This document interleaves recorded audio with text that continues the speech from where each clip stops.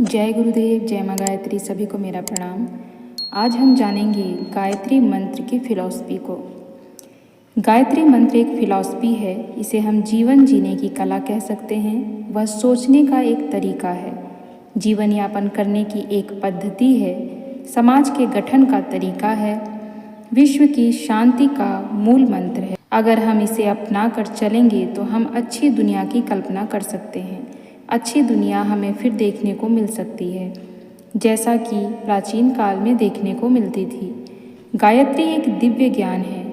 इसे देव माता कहते हैं। इसकी उपासना से मनुष्य देवता बन जाता है। इसे विश्व माता भी कहते हैं। गायत्री की फिलॉसफी सबको जाननी चाहिए। अगर इसे हम समझ गए तथा उस रास्ते पर चलने का प्रयास कर सकें तो हमारा जीवन धन्य हो सकता है। गायत्री के 24 अक्षरों में धर्म, नीति, जीवन, कला एवं लोक व्यवहार की बड़ी ही महत्वपूर्ण शिक्षाएं भरी हुई हैं। इस शिक्षा को भली प्रकार हृदयगम कर लेने से वह उद्देश्य पूरा हो सकता है। धर्म ग्रंथों का उद्देश्य मनुष्य के विचार, भाव, लक्ष्य एवं दृष्टिकोण को शुद्ध करना है, जिससे उसकी शारीरिक एवं मानसिक क्रियाएं सतोगुणी एवं धर्म संगत होने लगे। यह प्रक्रिया गायत्री के 24 अक्षरों में छिपी हुई महान शिक्षाओं को अपनाने से हो सकती है। इसीलिए गायत्री को वेद शास्त्रों का निचोड़ कहा गया है। गायत्री का मर्म अर्थ समझने के लिए धर्म ग्रंथों का विशद अध्ययन करने का लाभ मिल सकता है। आइए जानते हैं गायत्री के अक्षरों के बारे में और यह भी जानते हैं कि कौन सा अक्षर हमें क्या शिक्षा देती है। ओम। प्रकृति के अंतराल में प्रति क्षण एक ध्वनि उत्पन्न होती है जो ओम शब्द में मिलती जुलती है। सूक्ष्म प्रकृति इस ईश्वरीय नाम का प्रति क्षण जप और उद्घोष करती है।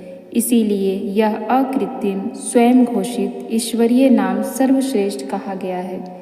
आस्तिकता का अर्थ है सतोगुणी, दैवी, ईश्वरीय, पारमार्थिक भावनाओं को हृदयगम करना। नास्तिकता का अर्थ है तामसी, आसुरी, शैतानी, भोगवादी, स्वार्थपूर्ण वासनाओं में लिप्त रहना। ओम में 3 अक्षर मिले हुए हैं, अ, उ, म। अ का अर्थ है आत्मपरायण, शरीर के विषयों से मन हटाकर आत्मानंद में रमण करना।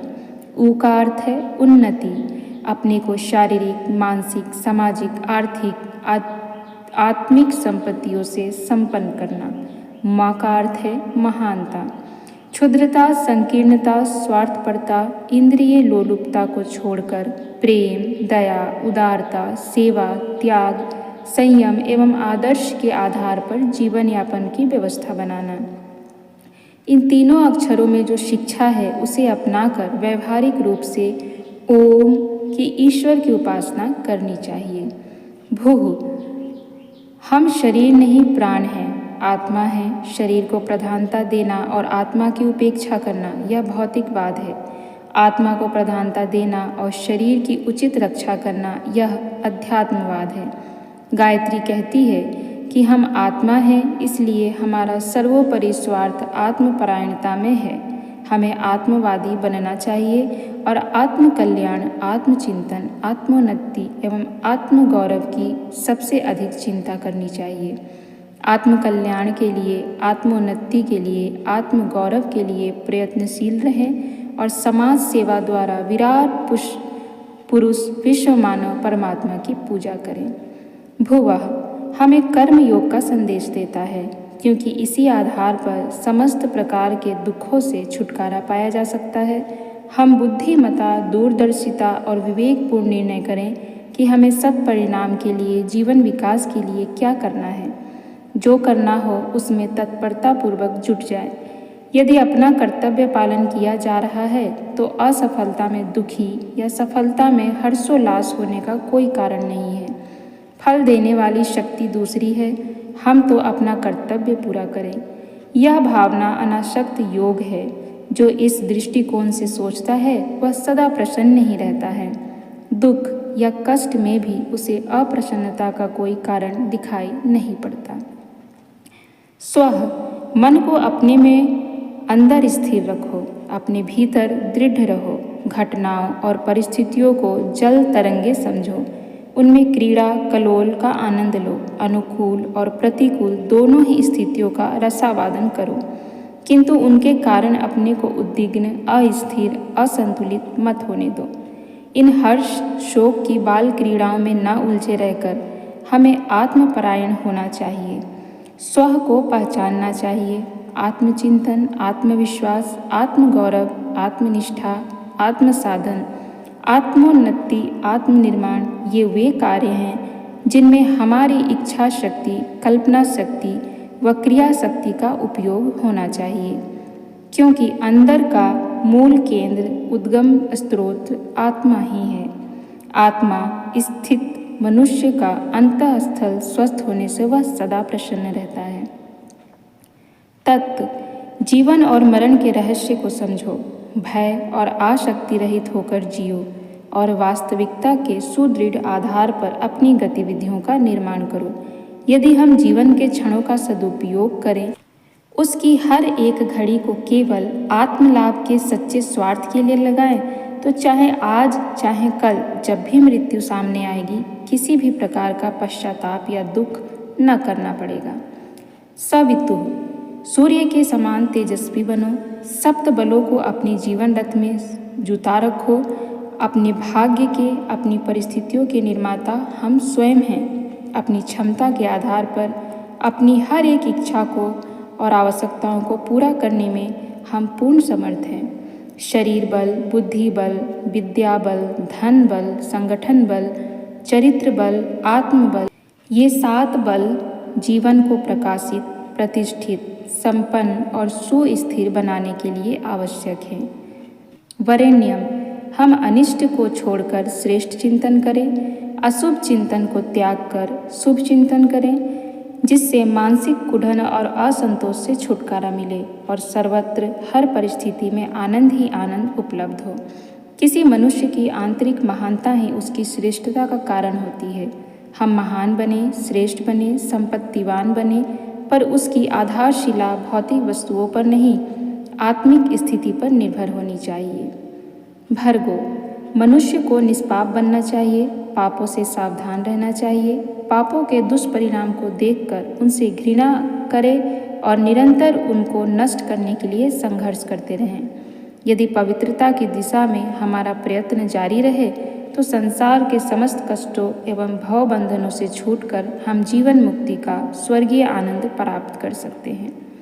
देवस्य, अशुद्ध दृष्टिकोण से बचकर शुद्ध विचारधारा को अपनाएं, असुरता की नीति छोड़कर देवत्व की गतिविधियों को स्वीकार करें, उन क्षणिक सुखों, आकर्षणों और प्रलोभनों से बचें जो भविष्य में दुख देने वाले हों, जिनके कारण आत्मा को पतन के गहरे गर्त में गिरना पड़ता हो।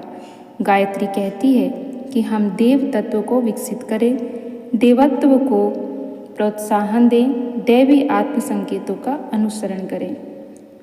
धीमहि, हम अपने अंदर सद्गुणों को धारण करें, अपने स्वभाव को नम्र, मधुर, शिष्ट, निर्भीक, दयालु, पुरुषार्थी, निरालस्य, श्रमशील बनाए तथा व्यवहार में उदारता, सच्चाई, ईमानदारी, निष्कपटता, भलमन, साहत, न्यायपरायणता, समानता तथा उद्योगशीलता का परिचय दें। उन सभी गुणों, विशेषताओं और योग्यताओं को अपनाएं जिनके द्वारा स्वास्थ्य, कीर्ति, प्रतिष्ठा, उच्च पद, धन, वैभव आदि की प्राप्ति होती है। 26 दैवी संपदाएं गीता में बताई गई हैं।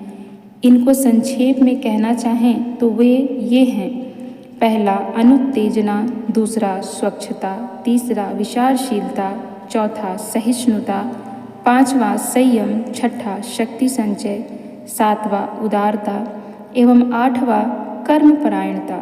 इन गुणों को अपने स्वभाव और अभ्यास में लाना, यह एक उच्च कोटि का धन उत्पन्न करना है। धियो, किसी भी पुस्तक या व्यक्ति की अपेक्षा विवेक का महत्व अधिक है, इसलिए जो बात बुद्धि संगत हो, विवेक संबद्ध हो, अपने योग हो, उचित हो, केवल उसी को ग्रहण करना चाहिए। विवेक की कसौटी पर कसकर हम बुराई भलाई की हर जगह परख कर सकते हैं। हम विवेकवान बने, विवेक को अपनाएं, विवेक की कसौटी पर कसकर अपने विचार और कर्मों का निर्धारण करें। यो नः, हमारी जो भी शक्तियाँ एवं साधन हैं वे कम हों अथवा अधिक हों, उनके न्यून से न्यून भाग को अपनी आवश्यकता के लिए प्रयोग में लाएं और शेष को निस्वार्थ भाव से अशक्त व्यक्तियों में बांट दें। जोड़ने और भोगने की मृग तृष्णा में न भटकें, अपनी आवश्यकताएं कम से कम रखें। उन्हें पूरा करने के पश्चात बची हुई शक्ति का अधिक से अधिक भाग अपने निर्बल, पिछड़े हुए, अविकसित, निर्धन, अल्पबुद्धि, अशिक्षित लोगों को अपेक्षाकृत अधिक ऊंचा उठाने में खर्च करें। यह ईश्वरीय कार्य में हाथ बटाना और अपनी बुद्धिमत्ता, दूरदर्शिता एवं कर्तव्य परायणता का प्रमाण देना है। यह आत्मसंयम और परमार्थ का दैवी मार्ग हमें यो नः द्वारा बताया गया है। इस पर चलने वाला गायत्री उपासक जीवन लक्ष्य को प्राप्त करके ही रहता है। प्रचोदयात्। हे भगवान, आप हमें प्रेरणा दीजिए, हमारी बुद्धि को प्रेरित कीजिए। जब बुद्धि में प्रेरणा उत्पन्न हो गई तो सारे धन वैभव पैरों तले स्वयं ही लौटेंगे। यदि प्रेरणा नहीं है तो कुबेर का खजाना पाकर भी आलसी लोग उसे गवा देंगे। गायत्री के प्रचोदयात् शब्द में एकमात्र सद्बुद्धि को प्रेरित करने की याचना परमात्मा से की गई है। आप किसी को निरुत्साहित मत कीजिए, किसी को ऐसी बात मत कहा कीजिए जिससे वह आत्मविश्वास खो बैठे, निराशा के गर्त में गिर जाए, वरन आगे बढ़ने में हर एक को प्रोत्साहित किया कीजिए। ऐसा ज्ञान देना जिससे मनुष्य के विचार ऊंचे उठते हों, आत्मा को सन्मार्ग की ओर प्रोत्साहन मिलता हो, सबसे बड़ा दान है। अपने को प्राणवान बनाए, दूसरों में प्राण संचार करें। तो आज हमने जाना गायत्री के फिलॉसफी को और गायत्री के प्रत्येक अक्षर के भाव को, यानी हमने प्रत्येक अक्षर, प्रत्येक पद से कुछ शिक्षाएं ग्रहण की और हमें गायत्री मंत्र के मूल मंत्र का वह शिक्षा प्राप्त हुआ, वह अर्थ प्राप्त हुआ जो हमें अपने जीवन में धारण करना है। जिस दिन सभी व्यक्ति इन सारे गुणों को अपने अंदर धारण करता है, इन अर्थों को अपने जीवन में उपयोग करता है, उस दिन गायत्री मंत्र का चमत्कार उसके जीवन में स्वतः ही होने लग जाएगा। ऐसा सभी का विश्वास है और ऐसा ही महापुरुषों ने भी किया है। पूज्य गुरुदेव ने इन सारे पदों के अर्थ और भाव को अपने जीवन में उतारा और वही समाज को भी बांटा, वही समाज को दिया। तभी तो पूज्य गुरुदेव इतने महामानव, इतने श्रेष्ठ और इतने पूजनीय बन गए। तो वैसे ही जो कोई भी इन भाव को और अर्थ को अपने जीवन में उतारेगा, उसकी गायत्री साधना अवश्य सफल होगी और साथ ही साथ उसका जीवन भी सफल हो जाएगा। जय गुरुदेव, जय माँ गायत्री। सभी को मेरा प्रणाम। ऐसे ही गायत्री मंत्र को जानते रहिए, समझते रहिए, उसे अपने जीवन में उतारते रहिए और प्रत्येक दिन के अभ्यास से एक दिन आप गायत्री को स्वयं में जरूर साध लेंगे।